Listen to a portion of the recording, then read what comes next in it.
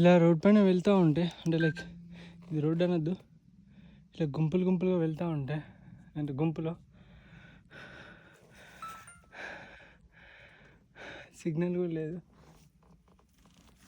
అంటే చెట్లు ఇరిగిపోయి అక్కడ ఒక పెద్ద చెట్టు ఇరిగిపోయింది. దాని పైకి సైకిల్ లేపుకుంటూ వచ్చిన.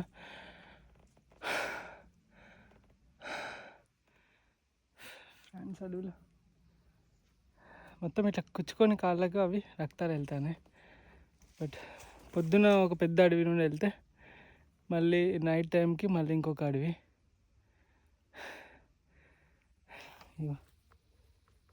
కాళ్ళ పరిస్థితి అది చూడొచ్చు.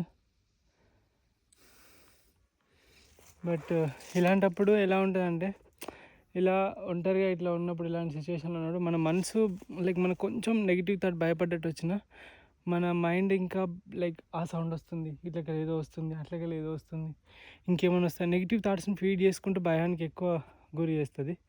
ఏం కాదులే అని అనుకొని కొంచెం పాజిటివ్గా థింక్ చేసినాం అనుకో, ఆ థాట్స్ రాకుండా మనం వెళ్ళిపోవచ్చు. ఇలాంటప్పుడే స్ట్రాంగ్గా పాజిటివ్గా థింక్ చేస్తూ పాజిటివ్ని ఫీడ్ చేస్తూ మైండ్కి మనం ముందుకు వెళ్ళాలి. అలా కాకుండా కొంచెం నెగిటివ్ దయ్యం ఉన్నది, ఏదో వచ్చింది, గుడ్డేలుగు వచ్చింది, పులి వచ్చింది అని అనుకున్నాం అనుకోండి, ఇంకా భయంతో చచ్చిపోతాం. సో దట్ ఇలాంటి థాట్స్ అన్ని ఇలాంటివన్నీ ఎన్నో సిచ్యువేషన్స్ ఫేస్ చేస్తే ఇంత స్ట్రాంగ్గా ఉన్నది మైండ్ సెట్ చూడొచ్చు. అండ్ పదండి బయటపడదాం, టైం లేదు, రాత్రి అవుతుంది, అడవేమో పెద్దగా ఉంది.